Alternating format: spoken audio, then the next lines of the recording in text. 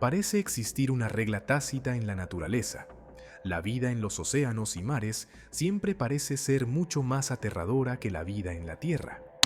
Este fenómeno es evidente hoy en día y también se observó a lo largo de la historia, incluso en la era de los dinosaurios, cuando las criaturas acuáticas podrían haber causado más pavor que el T-Rex o el dromeosaurio, por ejemplo. De hecho, es complicado identificar un momento en la historia de la Tierra en el que tus mejores oportunidades de supervivencia estuvieran en el agua en lugar de en la tierra firme. Sin embargo, hubo un breve período, hace muchísimo tiempo, antes de que los dinosaurios existieran, donde tus posibilidades de sobrevivir eran mayores en los océanos y mares. Casi todo en el agua parecía diseñado para ser peligroso al máximo. Este era el lopinguiense, un término que quizás no te sea familiar, pero que corresponde al último periodo de la era pérmica, ocurrido entre hace 259 y 252 millones de años. En esta época, el planeta era irreconocible en muchos aspectos, incluida la duración de los días. La órbita de la Luna estaba más cerca de la Tierra, lo que hacía que los días fueran más cortos, con una duración aproximada de 22 horas. La geografía tampoco era como la conocemos hoy. La mayor parte de la masa terrestre estaba agrupada en un supercontinente llamado Pangea, que unía África, América, la Antártida, India, Australia y partes de Europa. Durante el Pérmico también existía un superocéano llamado Pantalasa, que cubría más del 60% de la superficie terrestre y era el doble de grande que el actual Océano Pacífico. A pesar de su inmensidad, Pantalasa y otros océanos de esa era eran relativamente tranquilos en cuanto a biodiversidad marina. Entre sus habitantes se encontraba el Helicoprion, un tiburón de 8 metros de largo, conocido por su mandíbula inferior con dientes en espiral, un símbolo de los grandes depredadores marinos del Pérmico. Sin embargo, este tiburón ya se había extinguido para el lopinguiense, dejando los océanos carentes de criaturas gigantescas. Aunque todavía nadaban parientes de este tiburón, ninguno alcanzaba tamaños significativos. Por ejemplo, el Leucoprion, el más grande de ellos, medía apenas 2 metros, similar a la longitud de un tiburón leopardo, lo que lo convertía en una amenaza menor. Otros tiburones, como los Sphenacanthus, eran aún más pequeños, con un crecimiento que no superaba el metro de longitud. Esta falta de grandes depredadores marinos se debía en parte a un evento de extinción masiva que había ocurrido 2 millones de años antes, durante el Capitaniense, y que dejó a los ecosistemas acuáticos en declive. Mientras tanto, en tierra las cosas eran diferentes. Aunque la extinción del Capitaniense también afectó la vida terrestre, la recuperación fue más rápida y las criaturas que emergieron eran aún más peligrosas.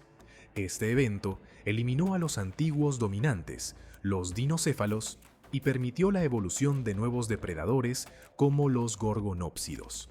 Entre ellos, el más imponente era el Inostrancevia, un depredador que podía alcanzar más de 3,5 metros de longitud y pesar más de 450 kilos, comparable en tamaño a un gran oso.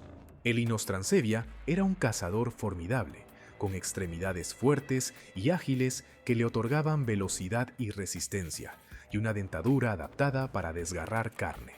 Sus dientes postcaninos alargados y colmillos superiores de hasta 15 centímetros eran herramientas letales para cazar herbívoros medianos y grandes. Aunque no se sabe con certeza cómo cazaba, se cree que utilizaba tácticas como ataques directos al cuello o mordidas que causaban pérdidas significativas de sangre. Este gorgonópsido gigante no era el único. Decenas de especies de su tipo poblaban los ecosistemas, dominando como depredadores principales. En Rusia se encontraban desde pequeños gorgonópsidos como el Prosblevia hasta otros de tamaño medio como el Zoogorgon. En el sur de África, otra subfamilia de gorgonópsidos gigantes evolucionó independientemente, incluyendo al robusto Rubidgeidae. Mientras tanto, los herbívoros, aunque más diversos, enfrentaban enormes desafíos.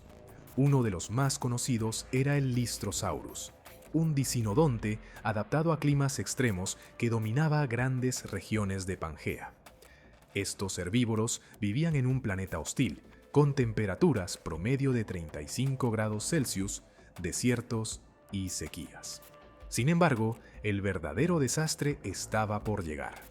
La extinción masiva del Pérmico Triásico, también conocida como la Gran Mortandad. Esta fue provocada por erupciones masivas en los traps siberianos que elevaron drásticamente las temperaturas globales, disminuyeron los niveles de oxígeno y llevaron a la extinción del 70% de las especies terrestres y el 80% de las marinas. Aunque la vida en la Tierra estaba en crisis, los océanos sufrieron aún más debido al aumento de la temperatura del agua y su acidificación. Este fue un momento crítico en la historia de la vida en la Tierra y marcó el fin de una era llena de peligros, tanto en la Tierra como en el agua.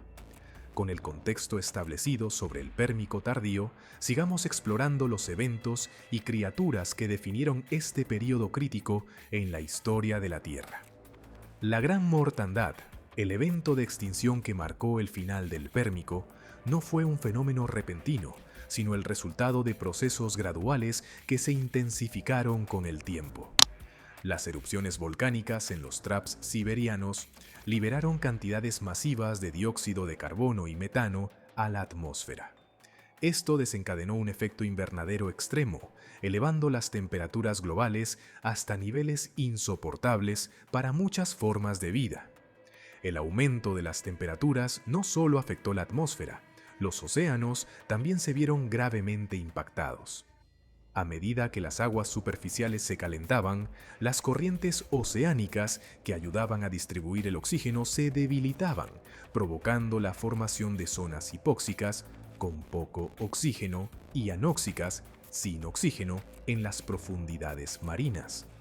Estas condiciones resultaron letales para gran parte de la fauna marina, especialmente para organismos que dependían de niveles estables de oxígeno, como los amonites y los trilobites.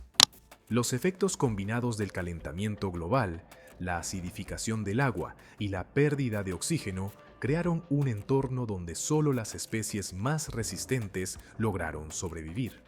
Entre los sobrevivientes se encontraban pequeños organismos como los foraminíferos y algunos tipos de peces óseos que pudieron adaptarse a las condiciones cambiantes.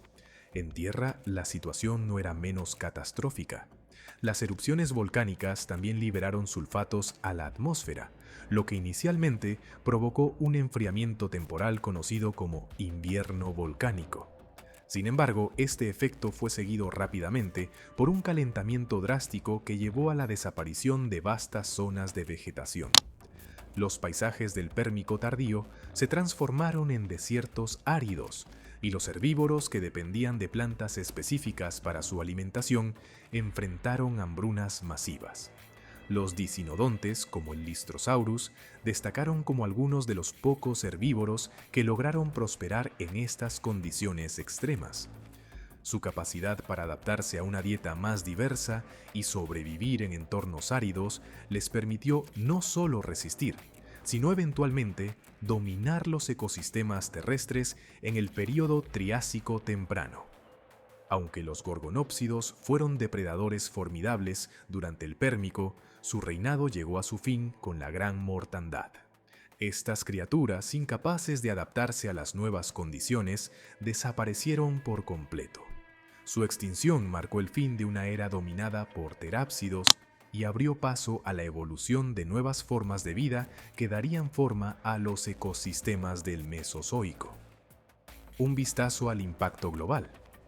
Este evento de extinción no solo acabó con una parte significativa de las especies existentes, sino que también remodeló la geografía y los ciclos biogeoquímicos de la Tierra.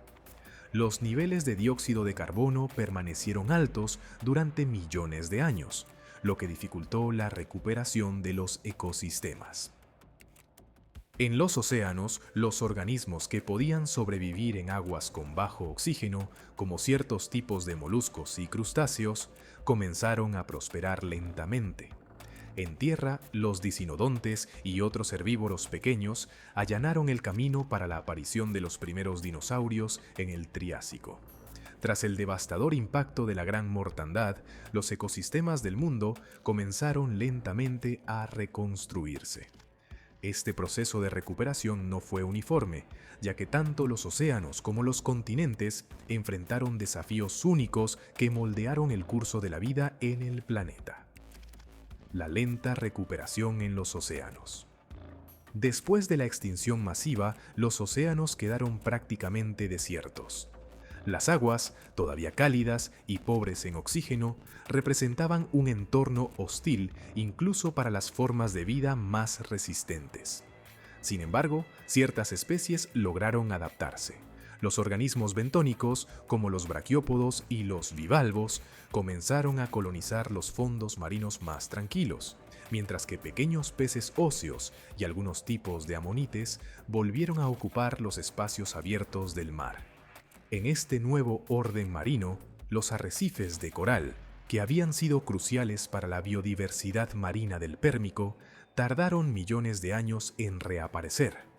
En su lugar, los ecosistemas se organizaron alrededor de otros tipos de estructuras biológicas, como estromatolitos y esponjas, que ofrecían refugio a las especies sobrevivientes. La recuperación terrestre, el dominio de los dicinodontes. En tierra, el Lystrosaurus emergió como el símbolo de la resiliencia tras la extinción.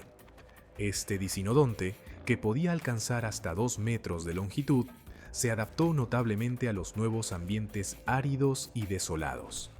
Sus características físicas, como un cuerpo robusto y extremidades fuertes, le permitieron excavar para buscar refugio y alimento.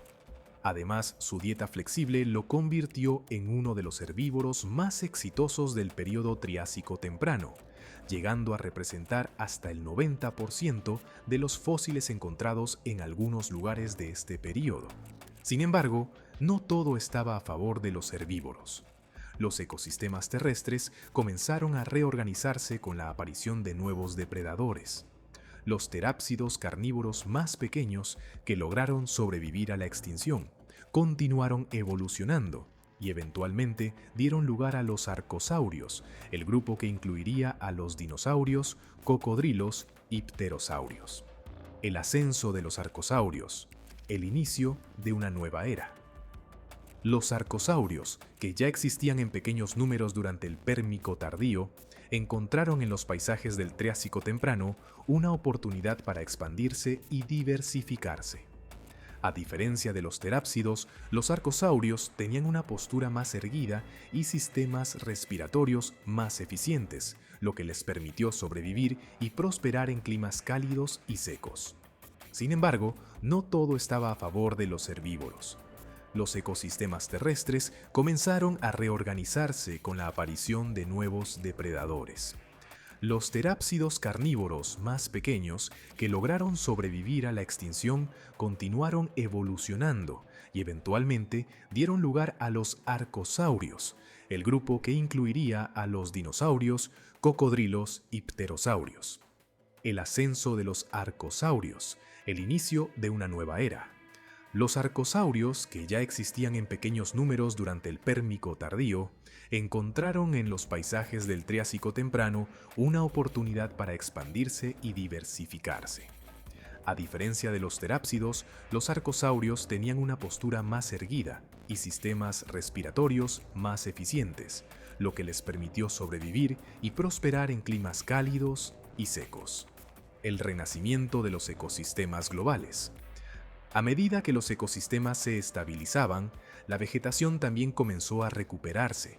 Las coníferas, cicadáceas y helechos dominaron los paisajes terrestres, creando nuevos hábitats para herbívoros y carnívoros por igual. Los vastos desiertos del Pérmico dieron paso lentamente a regiones más verdes, lo que permitió la diversificación de los grupos sobrevivientes. La gran mortandad, aunque devastadora, marcó el inicio de una nueva etapa evolutiva que culminaría en el dominio de los dinosaurios y el surgimiento de los primeros mamíferos. Este evento nos recuerda que incluso en los momentos más oscuros de la historia del planeta, la vida siempre encuentra una manera de adaptarse y florecer nuevamente. En resumen, la Gran Mortandad fue el evento más devastador en la historia de la Tierra, eliminando a casi toda la vida y dejando un mundo irreconocible. Sin embargo, este caos preparó el terreno para el surgimiento de los dinosaurios y la evolución de los primeros mamíferos. Así, incluso en los peores momentos, la vida siempre encuentra una renacer y transformarse. ¿Te imaginabas que de tanta destrucción surgiría la era de los gigantes? Recuerda suscribirte, dejar tu like y comentar.